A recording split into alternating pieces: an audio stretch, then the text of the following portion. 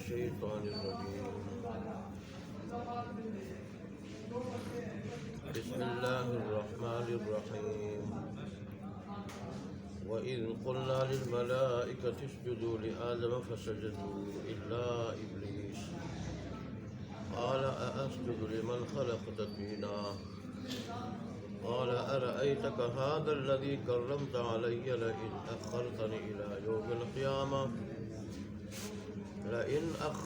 إلى يوم القيامة لأحتنكن ذريته إلا قليلا. 402 صفحہ.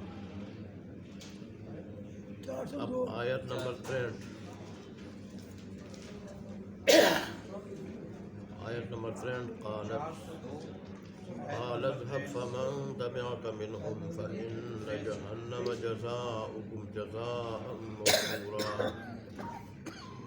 واستفزز من استطعت منهم بصوتك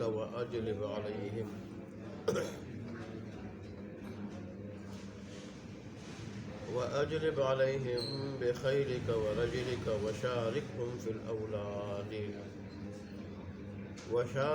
في الأموال والأولاد وعدهم وما يعدهم الشيطان إلا غرورا.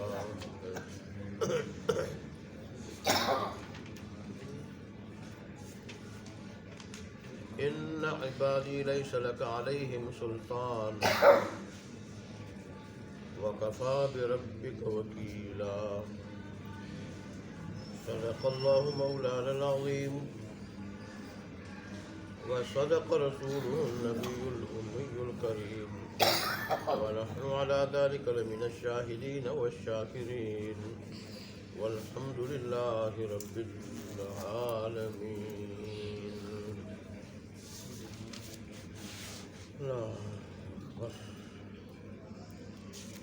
گزشتہ آیات میں اللہ تبارک و تعالیٰ نے یہ ارشاد فرمایا تھا کہ کافروں کے فرمائشی معجزے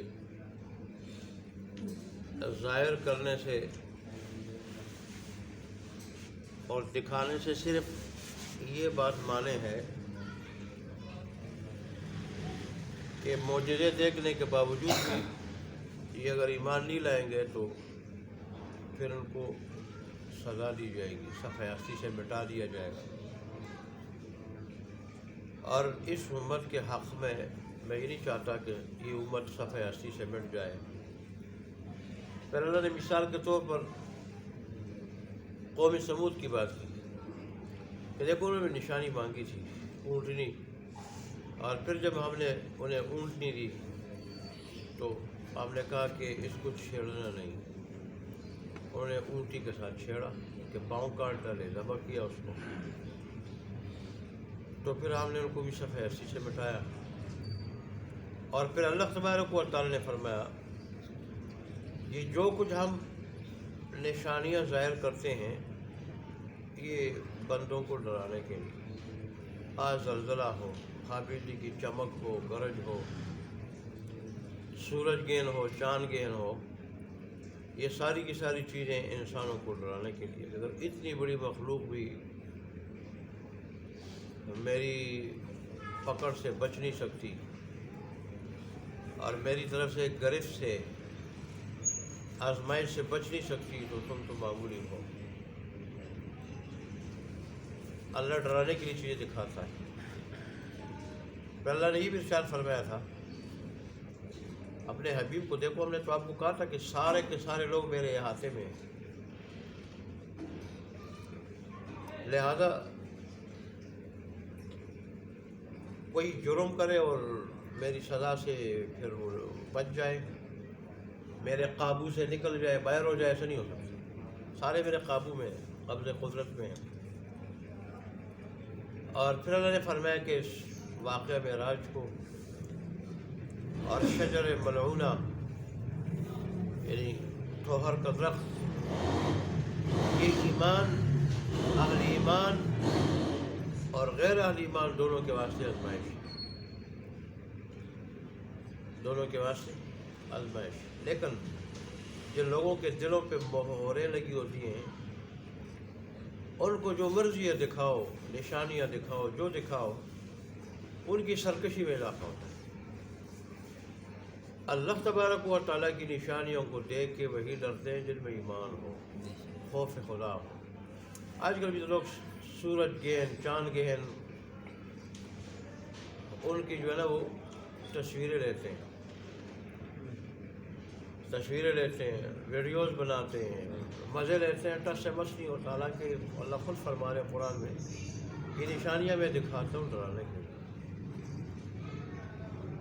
اگر یہ میری گرفت سے نہیں بچ سکتے تو تم کیا ہو؟ لیکن وہ چیز نہیں۔ تو بہرحال اہل ایمان وعدے سنیں، ان کی رغبت بڑھ جاتی ہے، ایمان اور مضبوط ہو جاتا ہے، اس میں اضافہ ہو جاتا ہے۔ اور اگر وعیدیں سنیں تو پھر ڈر جاتے ہیں۔ ایمان ایسی چیز ہے کہ وعدہ وعید دونوں اس پہ اثر کرتے ہیں، دونوں۔ اور جس میں یہ نہ ہو تو آج کے مسلمان کی طرح وعدے سنیں تو بھی اس کی پرواہ نہیں ہے، وعیدیں سنیں تو بھی اس کی پرواہ نہیں ہے، اس نے کرنا وہی ہے جو اس کے من میں آئے۔ اللہ ہمیں حقیقی مومن بنا دے، اور اللہ نے ہمیں یہاں دنیا میں اپنا خلیفہ بنایا ہے، خلیفہ۔ اس لیے تو حضرت انسان کو ایسا باکمال بنایا ہے کہ اس میں کھانے پینے کی اور جنسی خواہش کی طلب بھی ہے، رغبت بھی ہے، چاہت بھی ہے، لیکن اللہ تبارک و تعالیٰ سے مضبوط تعلق بھی ہے،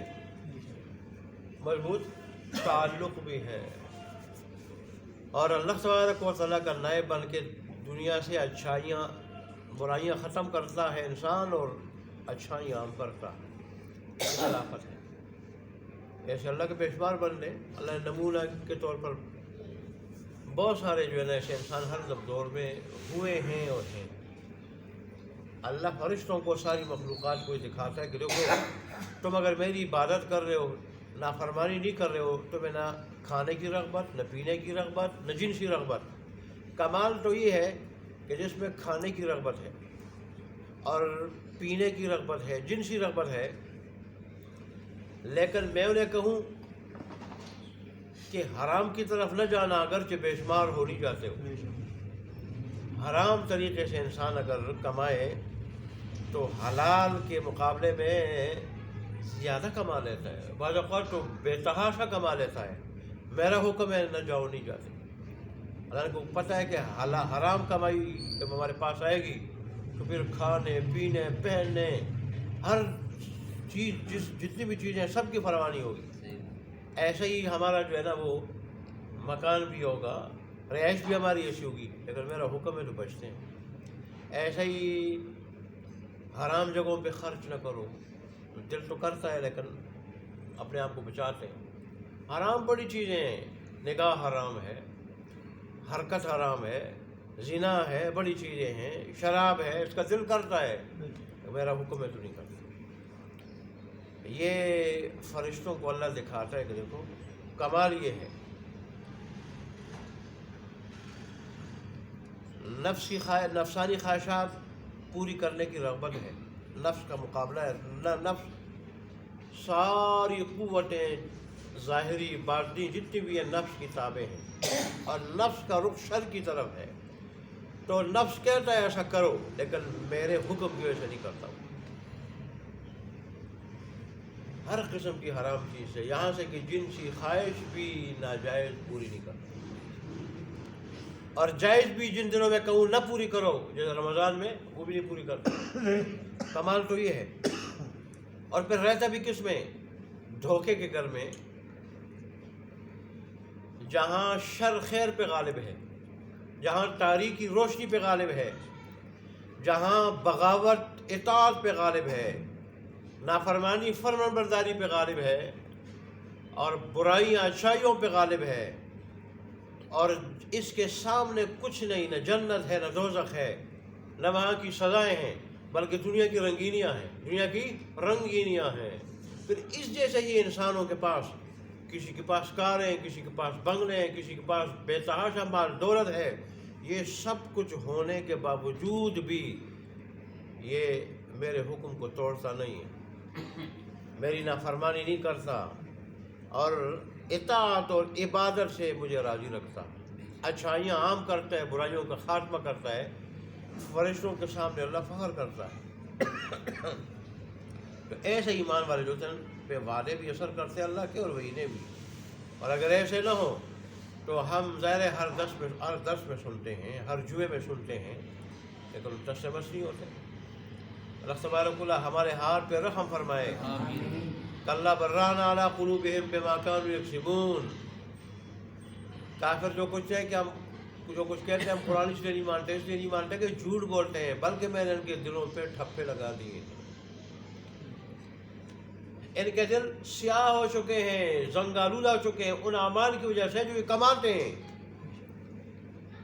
عمل جیسا بھی ہو دل پہ اثر ہوتا ہے اس کا، جیسے نظر کا اثر ہوتا ہے دل پہ، جیسے بھی نظر ہو جہاں پڑے اثر ہوتا ہے، اور تیر کی طرح اثر ہوتا ہے۔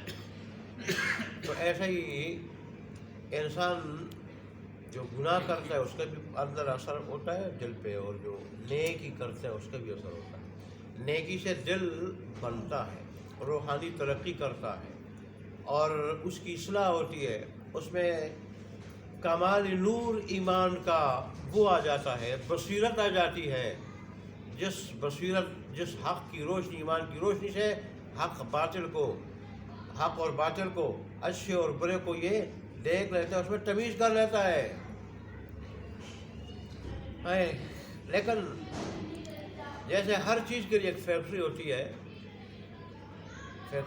ہے، جگہ ہوتی ہے، بٹھی ہوتی ہے، ایسے ایمان کے لیے بھی ایک فیکٹری ہے۔ وہ کیا ہے؟ وہ نیک لوگوں کی مجالس، ایسے ہی نیکیاں کرنا، قرآن کی تلاوت کرنا، ذکر کرنا، اللہ سے مانگنا، یہ ساری چیزیں ایسی ہیں کہ یہ دلوں کے لیے کیا ہے؟ بھٹی ہے، اس سے دل صاف ہو جاتا ہے شیشے کی طرح۔ تو بہرحال یہ تو گزشتہ آیات کی کارگزاری تھی۔ آج کی آیات میں اللہ تبارک و تعالیٰ نے شیطان کی سرکشی اور انسان کے دل میں وہ جو وسوسہ ڈالتا ہے اس کا ذکر کیا کہ گناہ کے جتنے وسوسے ہوتے ہیں شیطان کی طرف سے ہوتے ہیں، جیسے حدیث شریف میں بھی آتا ہے شیطان مومن کے دل میں وسوسہ ڈالتا ہے گناہ کر لو، اور فرشتے اس کے دل میں یہ ڈالتے ہیں کہ نیکی کر لو۔ اب اگر یہ نیکی کر لیتا ہے، فرشتوں کی بات مان لیتے ہیں، تو فرشتے اس کے لیے دعا کرتے ہیں، خوش ہو جاتے ہیں۔ اور اگر یہ شیطان کی بات مان لیتا ہے تو پھر فرشتے جو ہے نا اس پہ اس کے لیے بد دعا کرتے ہیں، ناخوش ہو جاتے ہیں۔ تو اللہ تبارک یہ فرما رہے ہیں کہ گناہ کا دل میں جو داعیہ پیدا ہوتا ہے یہ شیطان کی طرف سے وسوسہ ہوتا ہے، وسوسہ۔ بعض آثار میں آتا ہے کہ اللہ نے جب انبیاء کا سلسلہ جاری کیا، یہ بات تو بھی آدم علیہ السلام کی پیدائش کے وقت ہوئی تھی نا شیطان کی رب سے، لیکن جب اللہ نے سلسلہ انبیاء کا کتابوں کا وحی کا جاری کیا، اس نے کہا کہ آپ نے یہ سلسلہ جاری کیا، میرے ہاتھ کیا آئے گا؟ اب میرے ہاتھ کیا آئے گا؟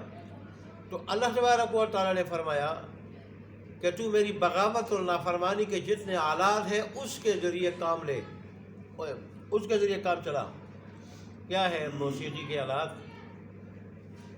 کے آلات جتنے ہیں، میوزک کے، باجا ہو گیا، گانا ہو گیا، ڈول ہو گیا، ان چیزوں کے ذریعے اپنا کام چلا۔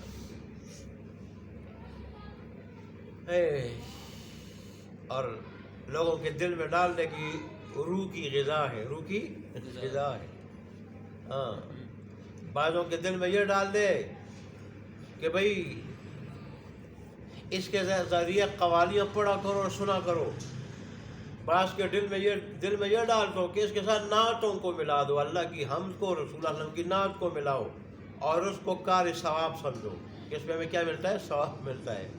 حالانکہ رسول اللہ خود فرماتے ہیں میں دنیا میں آیا ہوں لہو و لعب، یہ کھیلنے اور تماشا کے اور میوزک کے، گانے بجانے کی جتنی چیزیں ہیں میں ان کو مٹانے کے لیے آیا ہوں، گانے کو اور گانے کے آلات کو، جتنے بھی آلات ہیں، خواہ وہ باجا ہے، رباب ہے، ستار ہے، جتنی بھی چیزیں، میں ان کو مٹانے اور ختم کرنے کے لیے آیا ہوں۔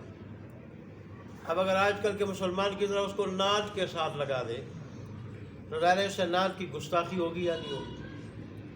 جس چیز کو رسول اللہ صلی اللہ علیہ وسلم مٹانے کے لیے آئے، اور رسول اللہ صلی اللہ علیہ وسلم فرماتے ہیں کہ یہ شیطان کی آواز ہے، جیسے اللہ نے آج فرمایا کہ تم اپنی آواز، یعنی اپنی دعوت، اپنی پکار، اپنی دعوت اور اپنی پکار، جس میں یہ موسیقی کے آلات بھی شامل ہے، اس کے ذریعے میرے بندوں کو گمراہ کرتا جا، اپنی کوشش کر گمراہ کرتا جا، میرے جو کامل ایمان بندے ہوں گے ان پہ تیرا داؤ نہیں چلے گا، داؤ، اور باقی جو تیری طرح ہوں گے تو ایک جگہ میں نے تیار کی ہے تجھ سے، اور ان سے میں بھر دوں گا۔ وہ اب رسول اللہ صلی اللہ علیہ وسلم جس چیز کو مٹانے کے لیے آئے ہیں اس کو نعت کے ساتھ ملا دے، اور یہ دیکھو کتنی نادانی اور حماقت کی بات ہے کہ اس کو پھر کار ثواب سمجھے، جس کو رسول اللہ مٹانے کے لیے آئے اس کو رسول اللہ کی نعت کے ساتھ ملا دے۔ حالانکہ جو شعر و شاعری ہے بنیادی طور پر یہ بھی جو ہے کیا ہے، یہ بھی گمراہی کا راستہ ہے، سوائے صحیح شاعر و شاعری کے کامل ایمان والا بندہ ہو، کامل ایمان والا نیک بندہ ہو، ایسے بہت تھوڑے ہیں۔ جیسے حضرت حسان بن ثابت رضی، زمانہ جاہلیت میں تو ان کی شاعری بھی دیگر شاعروں کی طرح تھی، لیکن جب مسلمان ہو گئے، جب اسلام آیا اور مسلمان ہوئے تو اس وقت پھر انہوں نے اپنی شاعری دین اسلام کے دفاع کے لیے، اللہ اور اس کے رسول کی تعریف کے لیے وقف کر دی۔ لیکن ایسے لوگ بہت بہت کم ملتے ہیں۔ قرآن کہتا ہے وَالشُّعَرَاءُ يَتَّبِعُهُمُ الْغَاوُونَ، کہ اکثر شعراء کی پیروی، ان کے پیچھے چلنے والے گمراہ لوگ ہوتے ہیں۔ اور یہ شعراء کے بارے میں کہ یہ جو ہے نا خیال کی وادیوں میں گھومتے پھرتے ہیں، خیال کی وادیوں میں گھومتے پھرتے ہیں، اور وہی کچھ کہتے ہیں جو کرتے ہیں نہیں ہیں، اکثریت ان کی ہوتی ہے۔ اور پھر ظاہر ہے پھر گانا ہو، اللہ اکبر۔ تو جب اس نے یہ کہا کہ اب میں کیا کروں گا، اللہ نے کہا کہ ان چیزوں سے، تیرے جو آلات ہیں گانے کے، موسیقی کے، ان سے کام لے، اور جو تیری طرح ہے ان پہ یہ استعمال کر۔ اس لیے تو رسول اللہ نے فرمایا کہ دو آوازیں ملعون ہیں، دو آوازیں، اللہ کی لعنت برس۔ اللہ کی لعنت کیا ہے؟ اللہ کی رحمت ایسے لوگوں اور ایسے گھرانوں سے منقطع ہو جاتی ہے، ختم ہو جاتی ہے، اور اللہ کا غضب ان کی طرف متوجہ ہو جاتا ہے۔ جیسے اللہ کی رحمت بند ہو جائے اور اللہ کا غضب اس پہ اترے، وہ آدمی، وہ گھر، اس کا کیا حال ہوگا؟ وہ تو دن بدن دنیا میں پستی کی طرف جا رہے ہوں گے، آخرت میں جہنم کی طرف۔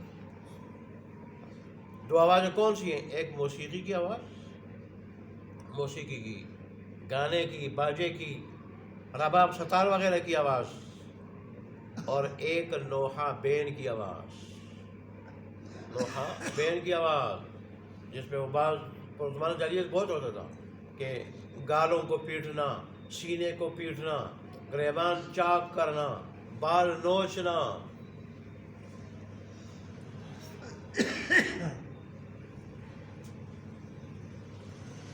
تو بہرحال اللہ تبارک و تعالیٰ نے یہاں پہ ارشاد فرمایا کہ جو کچھ گناہ کا داعیہ پیدا ہوگا یہ شیطان کا اثر ہوگا، کیونکہ شیطان نے پہلے ہی دن، جس دن آپ کے جد امجد کو سجدہ نہیں کیا، سجدہ تعظیمی جو اس شریعت میں منسوخ ہو چکا ہے وہ نہیں کیا، اس دن اس نے پھر اللہ تبارک و تعالیٰ سے پہلے مہلت مانگی زندگی کی کہ قیامت تک کے دن تک مجھے مہلت دے، اور جب اللہ نے مہلت دے دی اس کے بعد اس نے کہا کہ اب میں تیرے آدم علیہ السلام کی جو اولاد ہے، ذریت ہے، اولاد ہیں، بیٹے ہیں، ان کے راستے میں بیٹھوں گا اور ان کو تیرے فرمان بردار ہونے نہیں دوں گا۔ تو اللہ تبارک و تعالیٰ جیسے اور مقامات میں یہاں بھی فرمایا کہ چلو تو اپنی کوشش کر، جو مرضی کر، میرے نیک لوگوں کامل ایمان بندوں پر تیرا داؤ نہیں چلے گا، اور جن پہ چلا تو تجھ سے اور دونوں سے جہنم کو بھر دوں گا۔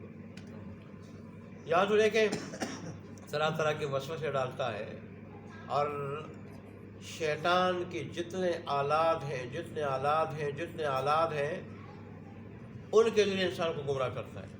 جہنم میں جب یہ لوگ اس کو گھیریں گے، جہنمی، ہم تیرے کہنے پہ چلے، اب کوئی عذاب جو ہے ہم سے کیا کر دے، ہلکا کر دے، ہٹا دے، تو کیا کہے گا؟ میں نے تمہیں دعوت دی تھی، तुम्हें मजबूर नहीं किया था, सिर्फ दावत दी थी, वादा दिया था। वो वादे अल्लाह ने भी दिए थे, अल्लाह के अंबिया ने भी दिए थे, उन्होंने भी दावत दी थी। उनका दावा, उनका वादा भी सच्चा था, उनकी दावत भी सच्ची थी। मेरी दावत भी मेरी झूठी, धोखे वाली थी, और मेरा जो है वो वादा भी झूठा, धोखे वाला था। तुमने सच्चा वादा और सच्ची दावत अपने रब अंबिया की छोड़ दी, मेरे पीछे लग गए। मैंने सिर्फ दावत दी थी तुम्हें, अब मुझे क्यों मुलामत करते हो? अपने आप को मुलामत करो, अपने आप को। जाओ उधर। ये कहे हदीस शरीफ में आता है कि रसूल ने फरमाया कि अल्लाह के जो नेक बंदे होते हैं, कामिल ईमान बंदे, वो शैतान को इस तरह कमज़ोर कर देते हैं, इस तरह कमज़ोर कर देते हैं, इस तरह कमज़ोर कर देते हैं, और शैतान का दाव उस पर नहीं चलता। जैसे कोई मुसाफिर ऊँटनी पे सफ़र कर कर कर कर कर कर के उसको कमज़ोर कर देता। ऊँटनी तो एक मुशक्क़त उठाने वाला जानवर है, ऊँटनी, और अगर कई दिन तक पानी न मिले तो अंदर से उनकी चर्बी पिघल रही होती है, उस पर ये गुजारा कर रहा होता है ऊँट या ऊँटनी, और इस तरह वो चल रहे होते हैं, उससे ये काफ़ी कमज़ोर हो जाता है ऊँट या ऊँटनी हो। मैंने फरमाया कि शैतान को इस तरह का भी बंदे कमज़ोर कर देते हैं, ये उसकी मानते नहीं है। वो कोशिश करता है, पिघल रहा होता है अंदर से कि ये मान जाए, गुमराह हो जाए, लेकिन ये उसकी मानते नहीं। इस तरह उसको क्या कर देते हैं, अंदर से गुस्से की वजह से, गुस्से की जलन की वजह से पिघल जाता है वो। और रसूल ने हज़रत फारूक उनके बारे में इरशाद फरमाया था कि जिस गली से ये चलते हैं, शैतान उस गली से क्या कहते हैं, जब देख रहा होता है कि हज़रत अमीरुल मोमिनीन आ रहे हैं, शैतान उस गली को छोड़ देता है, दूसरी गली में घुस जाता है वो। ऐसा ही अल्लाह तबारक व तआला का कामिलुल ईमान बंदा है, बारो बंदा है। सही से पता चला, जो दीन का पक्का हो और दीन के मामले में सख्त हो, उससे शैतान भी डरता। जैसे वो दीन के मामले में व अशद्दुहुम फी अम्रिल्लाहि उमर, खुतबा खुतबे में कहते हैं, और अल्लाह के दीन के मामले में सबसे ज़्यादा सख्त कौन है? हज़रत उमर रज़ी अल्लाह अन्हु है। ये खुतबे में कहते हैं। तो ये खुतबा कहाँ से आया? रसूलुल्लाह सल्लल्लाहु अलैहि वसल्लम से। तो रसूलुल्लाह सल्लल्लाहु अलैहि वसल्लम के बारे में कहते थे कि अल्लाह के दीन के मामले में सबसे ज़्यादा सख्त है हज़रत उमर रज़ी अल्लाह अन्हु। तकरीबन 22 जगह, कम व बेश 22 जगह कुरान में उनकी राय के मुताबिक कुरान उतरा, और सहाबा की राय और होती थी, अकेले इनकी राय और होती थी। अल्लाह इनकी राय के मुताबिक जो है वो आयत उतार देते थे कि जो उमर कह रहे इस तरह करो। मकाम इब्राहीम पे दिल करता था कि 2 रकात नमाज पढ़ो, तो रसूलुल्लाह सल्लल्लाहु अलैहि वसल्लम से दरख्वास्त की, उन्होंने कहा उमर मेरा भी दिल करता है, लेकिन अल्लाह के हुक्म के बगैर मैं कुछ नहीं कर सकता। तो ये उनका मुकालमा हुआ कि अल्लाह तबारक व तआला ने आयत भेजी, वत्तखिज़ू मिन मकाम इब्राहीम मुसल्ला, और तुम मकाम इब्राहीम को मुसल्ला बना दो, वहाँ नमाज पढ़ो।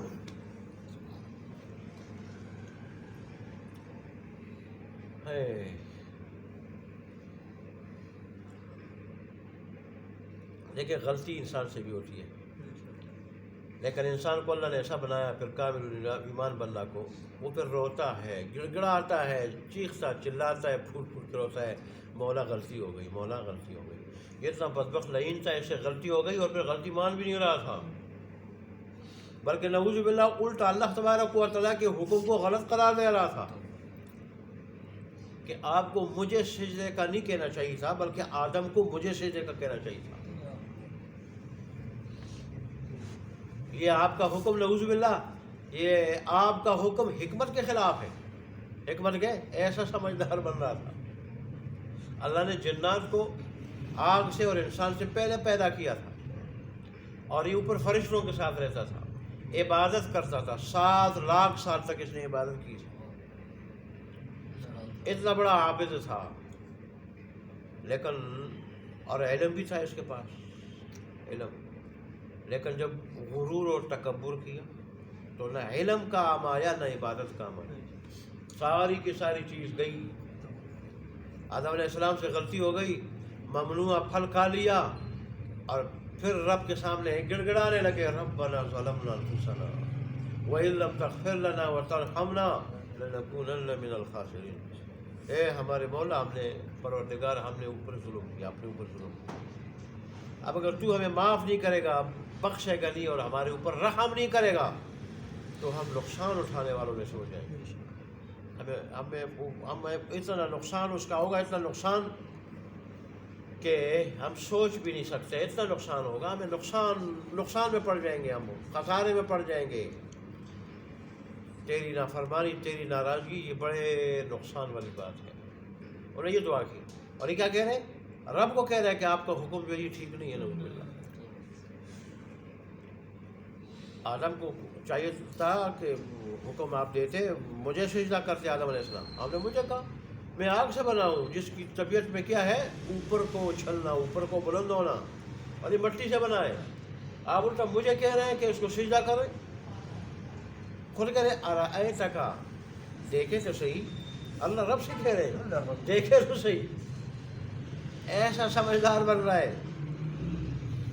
وہ تو احکم الحاکمین ہے، احکم سارے سمجھداروں کے خالق، سمجھداروں کو سمجھ دینے والا، سمجھ پیدا کرنے والا سمجھداروں کی۔ لیکن یہ کیا کہہ رہے؟ اس لیے تو پھر اللہ تبارک و تعالیٰ جب غضب جوش میں آیا، اللہ تبارک و تعالیٰ نے عالم بالا سے اس کو نکال دیا کہ دفع ہو جا، تو یہاں رہنے کے قابل نہیں ہے، رہنے کے قابل نہیں، اور قیامت کے دن تک تیرے پیچھے لعنت پڑ جائے گی۔ پر جو بھی ہوگا تیرے اوپر لعنت کرے گا، جو بھی ہوگا تیرے اوپر لعنت کرے گا۔ اس میں سبق ہمارے لیے کیا ہے؟ انسان کا کمال، انسان کی عزت، شرافت، انسان کی فضیلت، انسان کی ترقی اور اس کی دونوں جہانوں کی کامیابی اللہ کی مکمل اطاعت میں، اللہ کے کسی حکم کی حکمت سمجھ میں آئے یا نہ آئے۔ انسان کو 5 فٹ کا کوئی سمجھ میں حکمت آئے یا نہ آئے، بس رب کا حکم ہے بجا لائے، رب کا حکم ہے بجا لائے، اس کو اس کی حکمت سمجھ میں آئے یا نہ آئے۔ ویسے قصے کہانیوں کی ذکر کرنے کی کیا ضرورت تھی؟ یہ کوئی ڈائجسٹ کی کتاب تو نہیں ہے، ڈائجسٹ تو نہیں ہے، یہ تاریخ کی کتاب نہیں ہے، یہ اللہ تبارک و تعالیٰ کی عظیم الشان کتاب ہے اور کلام ہے۔ یہی وجہ ہے کہ اللہ نے جتنے واقعات ذکر کیے، اتنے ذکر کیے ہیں، ایک جگہ پورا واقعہ ذکر نہیں کیا، ہر جگہ اتنا ہی واقعہ اور ٹکڑا ذکر کیا جس سے کوئی سبق مقصود تھا۔